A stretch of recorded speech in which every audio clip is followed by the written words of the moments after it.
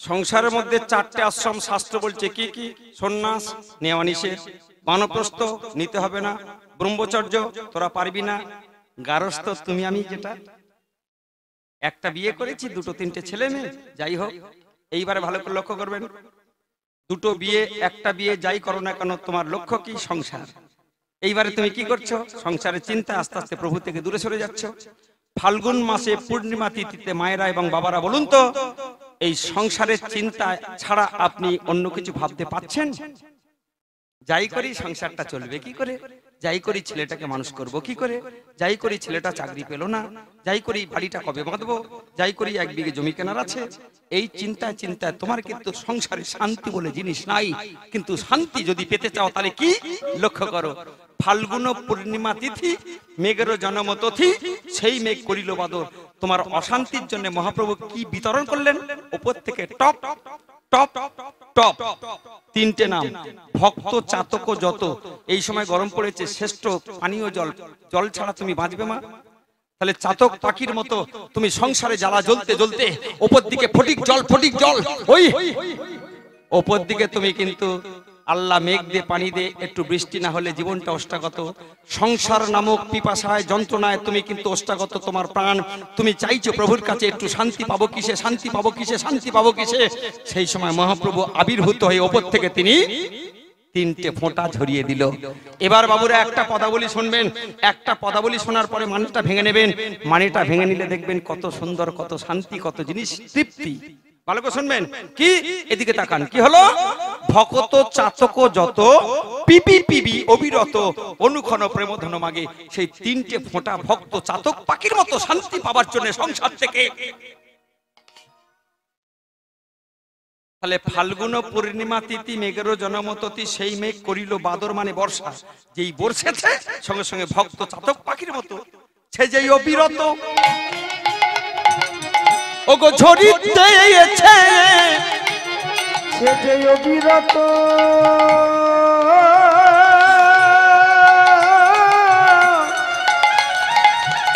ওগো ঝরিতে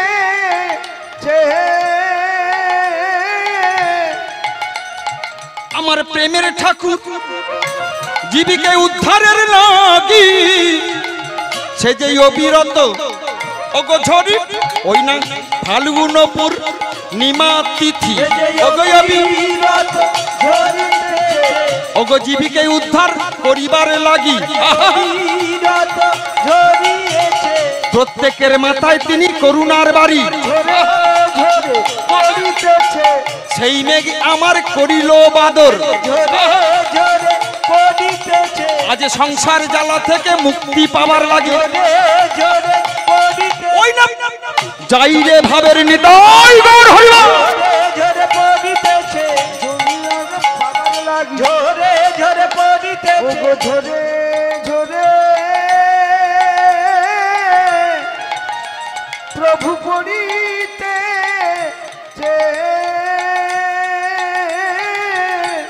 সেই রে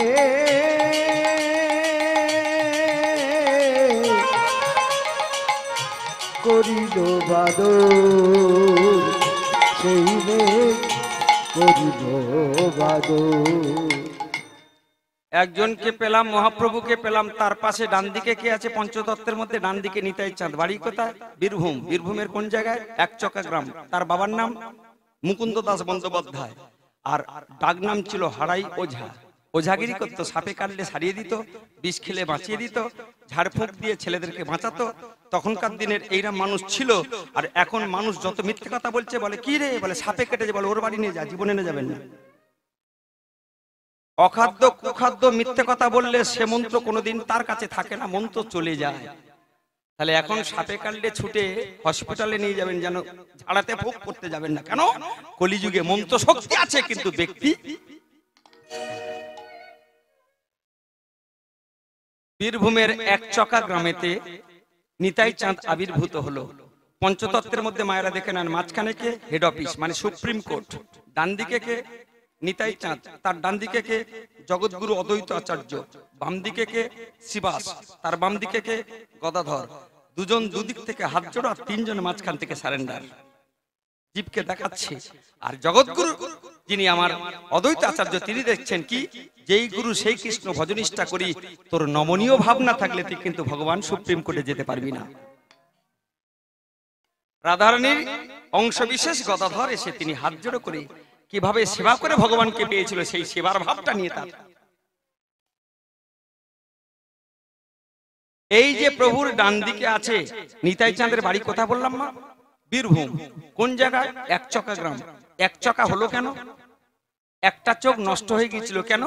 পঞ্চপাণ্ডব যখন অজ্ঞাতবাস চলছে, চলতে চলতে তারা হাঁটতে হাঁটতে এই তোমাদের মেদিনীপুরের ওপর দিয়ে 24 পরগনা টপকে গিয়ে বীরভূমে গিয়ে খোলা আকাশের নিচে শুয়ে আছে। ভোরবেলা একটা ব্রাহ্মণ দম্পতি দেখতে পেয়েছে, এই কারা তোমরা? পঞ্চপাণ্ডব খাওয়া ঠিক মতো হয়নি, ঠিক মতো হাঁটতে হাঁটতে তাদের দেহটা রুক্ষ শুকনো, সেই অবস্থা এক দম্পতি ব্রাহ্মণ পরিবার দেখতে পেয়ে তাদেরকে অভ্যর্থনা জানালো। বাড়িতে নিয়ে গিয়ে রাখা হলো, রেখে সেবা শুশ্রূষা করে তাদেরকে বেশ বলিষ্ঠ করা হলো। হবার পরে সেই গ্রামেতে একটা নিয়ম ছিল। কি নিয়ম? একটা ভয়ানক রাক্ষস ছিল, সেই রাক্ষসকে প্রতিদিন একটা ছোট্ট ছেলেকে কিংবা মেয়েকে খেতে দিতে হবে, নাহলে রেগে যাবে। এবং এক গরুর গাড়ি করে খাবার সেখানে পাঠাতে হবে, নইলে সেই রাক্ষসটা এত ভয়ানক তাহলে কিন্তু গ্রামটাকে একদম তছনছ করে সবাইকে মেরে ফেলে দেবে। রাক্ষসটার নাম লিখে নেন, বগা রাক্ষস। বকাসুর নয় কিন্তু বগা, বগয়াকা, বগা রাক্ষস। এই বগা রাক্ষস আস্তে আস্তে সেই গ্রামেতে রুল জারি করেছে, প্রত্যেকটা পরিবার থেকে একটা। সেদিনই সকালবেলা পঞ্চপাণ্ডব যে ব্রাহ্মণের বাড়ি আছে, সেই ব্রাহ্মণের একটাই মাত্র ছেলে। সে ছেলেটার নাম বাবা পায়নি, সেই ছেলেটা কাঁদছে, বাবা কাঁদছে, মা কাঁদছে। বাবা মা প্রভুর কাছে গিয়ে কাঁদতে কাঁদতে জানাচ্ছে, হে প্রভু, একটি মাত্র সন্তান আমার, কি অনিষ্ট চক্রের মধ্যে আমরা পড়েছি। এই গ্রামের প্রত্যেকটা পরিবার থেকে এই বগা রাক্ষস খাবার জন্য প্রত্যেকটা ছেলেকে ডেকে পাঠাচ্ছে। আজকে তুমি রক্ষা করো, রক্ষা করো, রক্ষা করো। সেই দম্পতি, আমার গৃহ দম্পতি, ব্রাহ্মণ পরিবার, সাত্বিক, ভগবানকে দিয়ে না হলে সেবা পায় না। তারা আজকের প্রত্যেকটা মুহূর্তে দুজন মিলে কাঁদছে আর ডাকছে। কি কি ডাকছে? ভগবানকে। হে নিগমা নন্দ, দাও প্রভু আনন্দ, নিরানন্দ লাহ কারিয়া। আ আ আ নিরানন্দ লাহ কারি। আ ওগো হে নিগমা নন্দ, দাও প্রভু আনন্দ, নিরানন্দ লহ করিয়া। আ আ নিরানন্দ লহ করিয়া। হে নিগমা নন্দ, দাও প্রভু আনন্দ, নিরানন্দ লাহ কারিয়া। আ আ আ নিরানন্দ লাহ কারি। আ হে নিগমা নন্দ, দাও প্রভু আনন্দ, নিরানন্দ লহ করিয়া। আ আ আ নিরানন্দ লহ করিয়া। আসিয়া আমি এই ভবের মা ঝাড়ে মজিয়াছি দয়া এই অসার সংসারে। ওগোয়াছিয়া আমি এই ভবেরি মা ঝাড়ে মজিয়াছি দয়াল এই অছার সংসারে। কৃপা করে মোরে এ সত্য করে, ওগো কৃপা করে মোরে কে সাগ্র করে। চরণেতে নিয় টানিয়া। আ আ চরণেতে নিও টানিয়া হে নিগমা উলুধ্বনি বল, উলুধ্বনি হরিবল হরিবল। দাও প্রভু আনন্দ নিরানন্দ লহ কারিয়া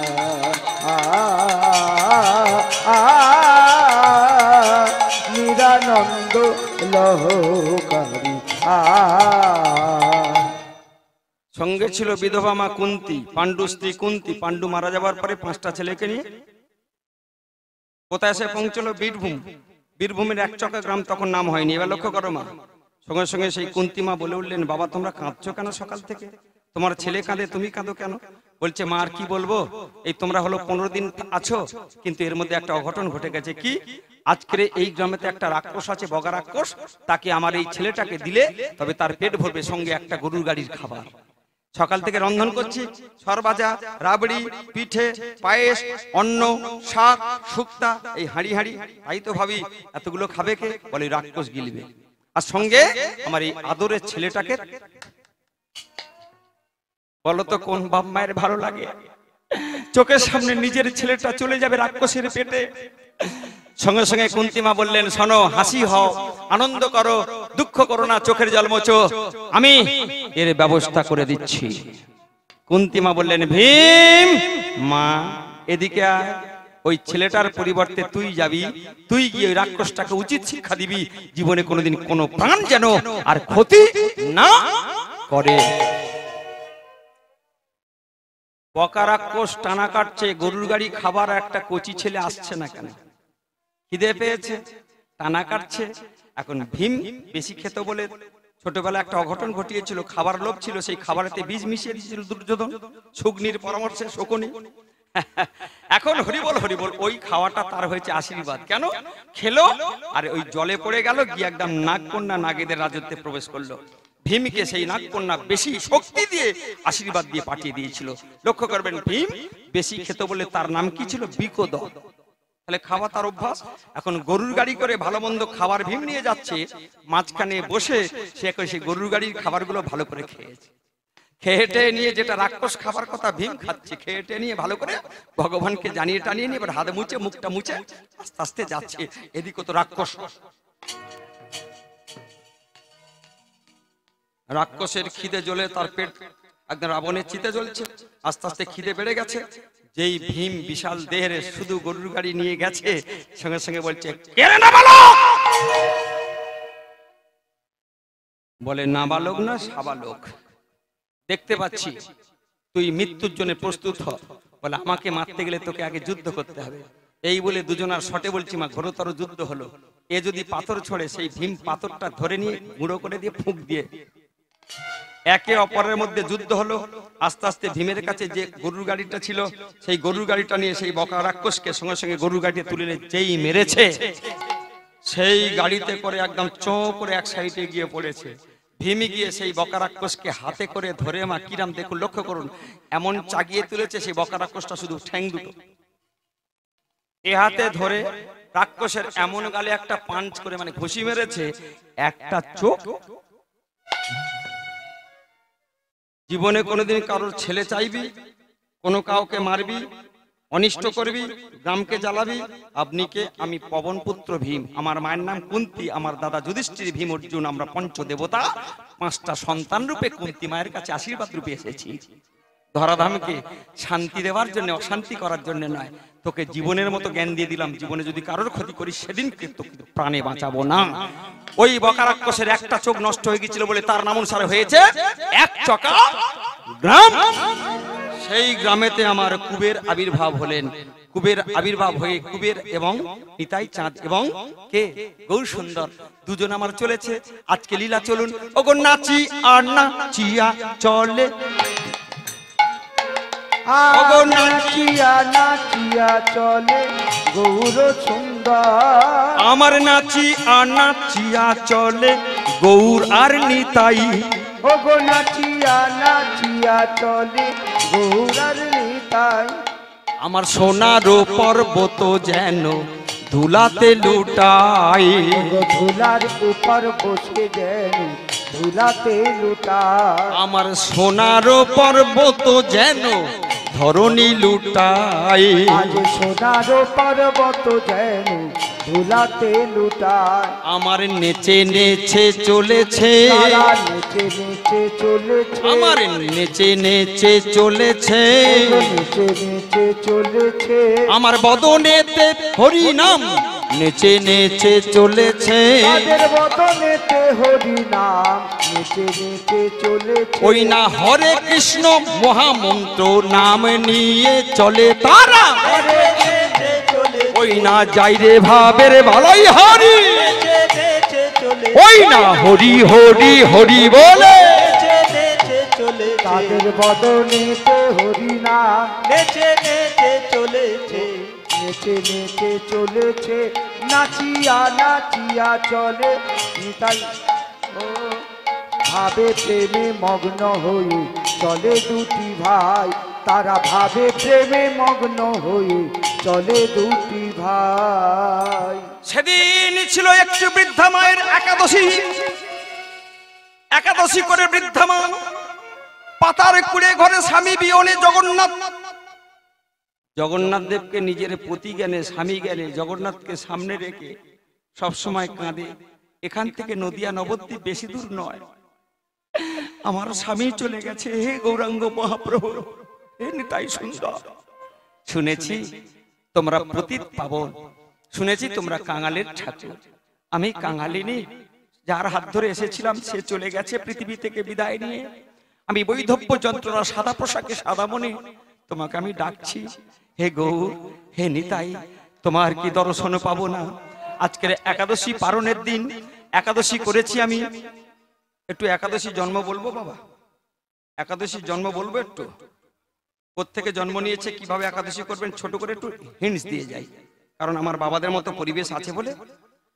সৃষ্টির শুরুতে পৃথিবী যখন আদিতে, আদি কটা 28টা সত্য চলে গেছে, এরপরে যে সত্যটা আসবে তার নাম 29তম সত্য। একে যে নারায়ণের ছবি দেখেছেন, আজকের 28 নম্বরে এই সত্যতেও দেখবেন সেই নারায়ণের ছবি। অষ্টবিংশতি কলিযুগ, এরপরে আসবে সত্য। তাহলে তখন যা এখন তা, ভালো করে শুনবেন।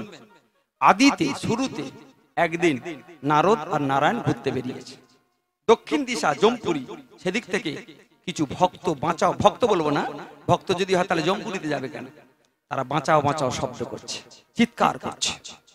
হঠাৎ নারদকে নারায়ণ জিজ্ঞাসা করলেন, নারদ, এই দক্ষিণ দিশা থেকে হঠাৎ কিছু মানুষের চিৎকার কিসের? তিনি সব জানেন তবু ছলনা করছে। বলছে যারা অন্যায় করেছে, যারা পাপ করেছে, আজকের সেই দক্ষিণ দিশায় গিয়ে, দক্ষিণ দুয়ারে গিয়ে যমরাজ তাদের খাতা দেখে হিসেব করে তাদের সেই রকম শাস্তি, সেই শাস্তির জ্বালা যে কি ভয়ঙ্কর, কারোর করাত চালাচ্ছে, কারোর তেলের কড়ায় ভাজছে, কারোর ফাঁসি দিচ্ছে, কারোর শুল দিচ্ছে, এরকম ভয়ঙ্কর অপরাধে সব আজকের শাস্তি পেচ্ছে বলে তারা বাঁচাও বাঁচাও চিৎকার করছে। তখন নারদ বললেন, প্রভু, এর থেকে কি বাঁচার কোনো পরিত্রাণ নেই, কোনো উপায় নেই? বলে আছে। তখন আপনাদের কথা আমার কথা ভেবে নারায়ণ কি করলেন, তিনি নারী রূপ ধারণ করলেন, শ্রী একাদশী তিথি রূপে মর্তধামে আবির্ভূত হলো এবং বলে দিল, নারদ, যারা একাদশী ব্রত করবে তাদের আজ যাই হোক ওই যমরাজের কাছে গিয়ে, জমালয়ে গিয়ে তাদেরকে কষ্ট পেতে হবে না। সবাই একাদশী করছে, একটা লোকের হলো গাত্রদাহ, সেই লোকটার নাম পাপপুরুষ। পাপপুরুষ ছুটে গিয়ে নারায়ণকে বলছে, ঠাকুর, সবাইকে তুমি যদি একাদশী করে সবাইকে স্বর্গে নিয়ে যাও, তাহলে আমাকে তুমি রেখেছো কেন? তোমার মধ্যে তুমি আমাকে নিয়ে নাও। পাপপুরুষকে তখন সেই নারায়ণ বলছেন, পাপপুরুষ শোনো, একাদশী করবে ঠিকই, কিন্তু একাদশীর মধ্যে যারা ভুল করবে তাদের কাছে তুমি থেকো। বলে কি করে ভুল করবে? বলে 5টা শস্যের মধ্যে তুমি গিয়ে প্রবেশ করো। সেই পাপপুরুষ 5টা শস্যের মধ্যে গিয়ে প্রবেশ করলো। এবার জানতে হবে 5টা শস্য কাকে বলে। প্রথমে চাল খাওয়া যাবে না, মানে ভাত খাওয়া যাবে না, রুটি খাওয়া যাবে না, রুটি দ্বারা মানে আটা বা গম দ্বারা যে প্রস্তুত যে খাদ্য সেগুলো, যেমন রসগোল্লা খাওয়া যাবে না, পান্তুয়া খাওয়া যাবে না, সন্দেশ খাওয়া যাবে না। তাহলে চাল খাওয়া যাবে না, গম জব খাওয়া যাবে না, সর্ষের তেল খাওয়া যাবে না, মুখ কড়াই খাওয়া যাবে না, মাছ কলাই খাওয়া যাবে না। তিল তিসি এই পঞ্চশস্যের মধ্যে পাপ পুরুষ প্রবেশ করলো এবং বলল একাদশী তিথি যারা করবেন তারা নির্জলা থাকলে ভালো হয়, যদি না পারেন তারা ফল সেদ্ধ, কলা সেদ্ধ, পেঁপে সেদ্ধ, সাবুটা চলবে না, হরি বল, শ্যামা চাল বলে একটা চাল আছে সেই সেদ্ধ, এই সমস্ত সেদ্ধ করে প্রভুকে নিবেদন করে আপনারা যদি তুলসী পাতা দিয়ে ঠাকুরকে ডাকেন এবং কাঁদেন, কি ডাকবেন? আজকের রাধা কৃষ্ণ প্রাণম যুগল কিশোর, ওগো রাধা কৃষ্ণ প্রাণম যুগল কিশোর, রাধা কৃষ্ণ প্রাণম যুগল কিশোর, ওগো রাধা কৃষ্ণ প্রাণম যুগল কিশোর, রাধা কৃষ্ণ নাম যুগল কিশোর। জীবনে মরণে তুমি, জীবনে মরণে তুমি, আরে নাহি মো যুগল কিশোর, ওগো রাধা কৃষ্ণ প্রাণম যুগল কিশোর, রাধা কৃষ্ণ নাম যুগল কিশোর। কেউ যদি একাদশী করেন, বিশেষ করে মায়েদের মধ্যে মেয়েদের মধ্যে টেন্ডেন্সি দেখেছি, দিদি তুই কি খাচ্ছিস, দিদি তোর বাড়ি কি রান্না, দিদি তুই কেমন আছিস, একাদশী করেছিস? আবার বাবারা মাঝে মাঝে দেখেছি একাদশী করে বাইরে বেরিয়ে মাছের দোকানে গিয়ে মাছের দাম জিজ্ঞাসা করছে, দাদা রুই মাছটা কত করে? একাদশী মানে গোপনীয়তা, একাদশী মানে ভগবানের প্রীতি, একাদশী মানে নিজের উজাড় করা ভালোবাসা। কাকে? কৃষ্ণকে। কাকে? গৌরকে। একটা ছেলেকে ভালোবাসলে কেমন ভাবে ভালোবাসলে তবে ছেলে তোমাকে মা বলে ডাকবে? ভগবানের প্রীতির উদ্দেশ্যের জন্য, মানে খুশির উদ্দেশ্যের জন্য যে কর্ম, সেটা হলো একাদশী। সর্বশ্রেষ্ঠের শ্রেষ্ঠ ব্রত একাদশী ব্রত। 3 দিন ঝামেলা। প্রথম দিন সপাকে রন্ধন, প্রভুকে নিবেদন, তারপর দিন একাদশী। ভোরবেলা স্নান করে প্রভুকে সাজানো, প্রভুকে স্নান করানো। এবার কি করছেন? ভগবানের কাছে নিজেকে আত্মোৎসর্গ করে দেওয়া, নিজেকে সঁপে দিয়ে প্রভুর নাম করতে হবে। যমুনার তীরে কদম্বে রোপণ, রতন বেদুরম বসাব দুজন, নয়ন ভরিয়া শুধু, নয়ন ভরিয়া শুধু করি দর্শন, যুগল কিশোর, ওগো রাধা কৃষ্ণ প্রাণম যুগল কিশোর, রাধা কৃষ্ণ নাম যুগল কিশোর। পরের দিন পারণ ছাড়া একাদশী কোনোদিন সাব্যস্ত নয়। মায়েরা ভালো করে লিখে নেন। ভোরবেলা ব্রাহ্ম মুহূর্ত, অর্থাৎ কোন সময়? সূর্য ওঠার 1 ঘন্টা 36 মিনিট পূর্বে উঠলেন, উঠে নিজের বাসি কাপড় ছেড়ে সমস্ত সবকিছু সাজিয়ে স্নান করলেন, স্নান করে তুলসী পাতা চয়ন করলেন, চয়ন করে প্রভুর সেবার জন্য আপনি সমস্ত সবকিছু ক্রিয়াকার্য সমাধা করার পরে একটা বাচ্চা ছেলে যার 9 বছরের নিচে বয়স, কিংবা একটা বাচ্চা মেয়ে যার 9 বছরের বয়স নিচে বয়স, তাকে ডেকে তাকে গুরু জ্ঞানে তাকে সেবা দিয়ে তার পাতেতে তোমার একটু বস্ত্র দান, একটু সোনা দান, একটু গোদান, একটু ভূমি দান, তোমার গুরুকে ডাকো, অতীত কাঙালকে ডাকো, 1000, 2000, 5 লাখ, 10 লাখ তুমি সেবা দাও। একাদশী হরিবল তোমার সাব্যস্ত। নালে ওই 2টো রুটি খেয়ে লোক দেখানো, মাছের দাম জিজ্ঞাসা করার একাদশী নয়। এই একাদশীর জন্ম সৃষ্টি, সেই একাদশী সর্বশ্রেষ্ঠ ব্রত। যাদের মা অনেকে ধারণা আছে, এই ধারণাটা একটু মিটিয়ে দিই। অনেকে বলে বিধবা যারা তারা একাদশী করবে, আমরা সধবা করবো কেন? একাদশী করতে গেলে কোনো বিধবা, কোনো সধবা, কোনো বয়স, কোনো কচি, কোনো বুড়ো, কোনো বুড়ি সেটা লেখেনি হরিভক্তি বিলাস। একাদশী ছোট থেকে করা যায়, বড় হয়েও করা যায়। ইয়ং মেয়েরা করতে পারো, বিবাহিত মেয়েরা করতে পারে। আর যাদের স্বামী তো নাই তারা তো করবেই। কে করছে? ওই মধুপুর গ্রামে স্বামী বিহনে ওই মায়ের মতো মা ডাকছে, গৌরে ওরে নিতাই, শুনেছি তোরা নদিয়ার নবদ্বীপ চন্দ্র, সবে নূতন উদীয়মান সূর্য চাঁদ, একবার আমার বক্ষ মাঝে একবার আয় না বাবা। ওরে গৌরী ওরে নিতাই, একবারে বক্ষ মাঝে ধরা দে।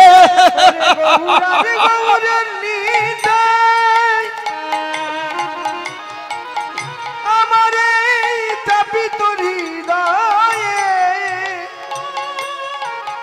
ওরে গৌর আর নিতাই তোরা দুটি ভাই, একবার আমার এই মাঝে তোরা ধরা দে।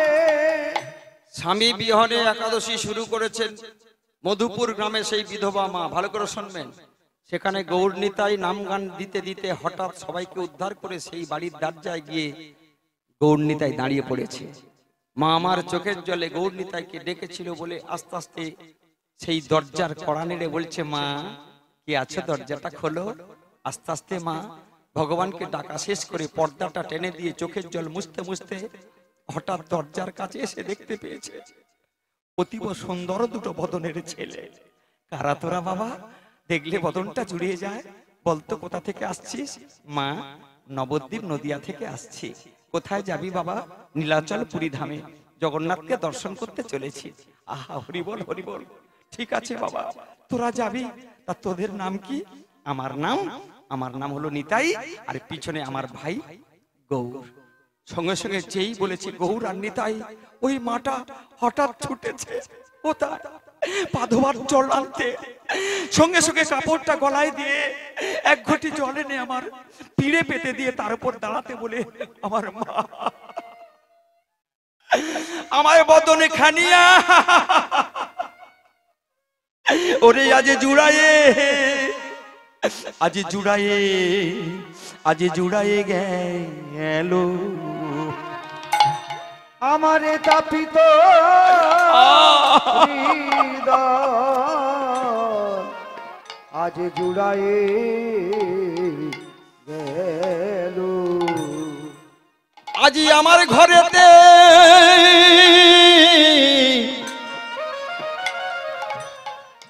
আজ নদিয়ার চাঁদে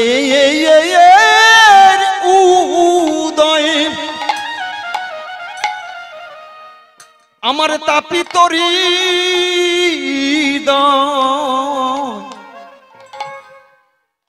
আজি আমার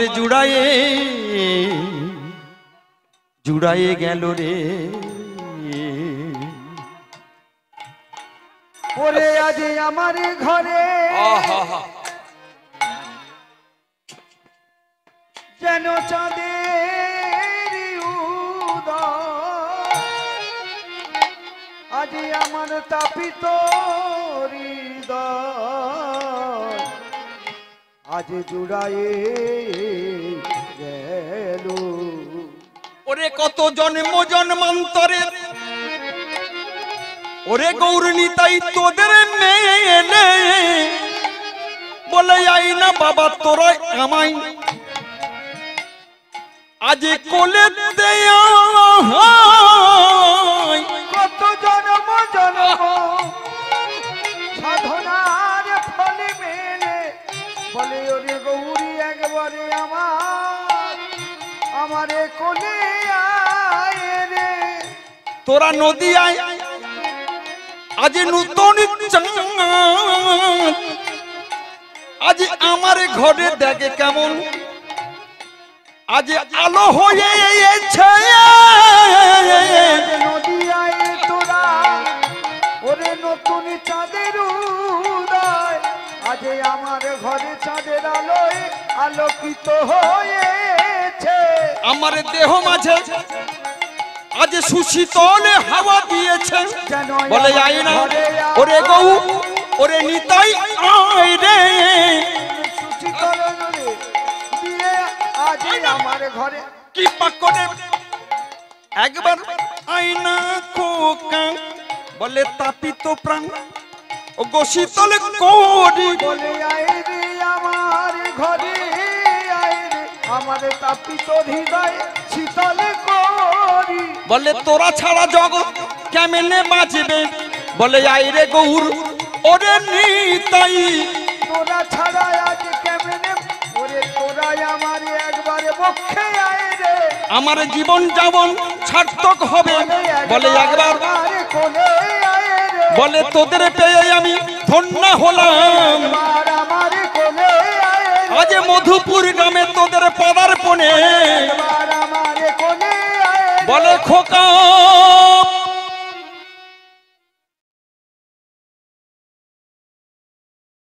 জীবনে যে দিনটা যদি কোনোদিন এইরাম আনতে পারেন বৃন্দাবনে সাধুগুরু বৈষ্ণবদের পদার্পণ আপনার ঘরের মধ্যে পড়ে না বাবা, জীবনটা সার্থক হয়ে যাবে।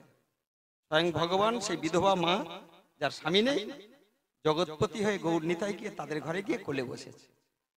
গৌর বসেছে ডান দিকে আর নিতাই বসেছে, দুজনকে নিয়ে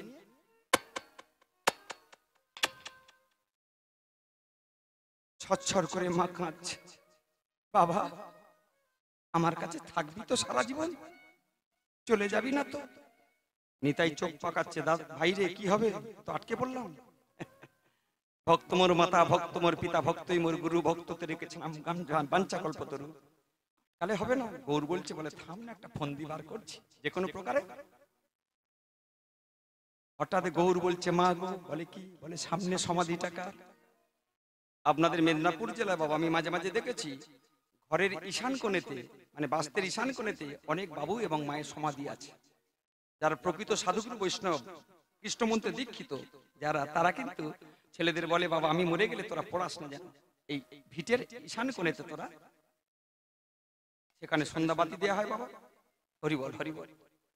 এখন এক ভক্ত ছিল, জগন্নাথের ভক্ত, সেখানে সমাধি দিয়েছিল। ঠিক সেই বাড়ির দূর থেকে দেখা যাচ্ছে আমার সেই মাকে গৌর সুন্দর প্রশ্ন করেছে, মা ওই সমাধিটা কার? শুনবি খোকা? বলে যতক্ষণ বলবে ততক্ষণ তোমার কোলে বসে থাকবো, যেই তোমার বলা বন্ধ তোমাকে ছেড়ে আমরা নীলাচলে। কি চালাক দেখুন, গল্প শুরু করলে তো শেষ তো হবেই, একদিন না হয় দুদিন, দুদিন না হয় 3 দিন, যে কোনো না যে কোনো তোমার শেষ হলেই তখন তোমাকে ছেড়ে আমরা আমাদের লক্ষ্যে চলে যাব।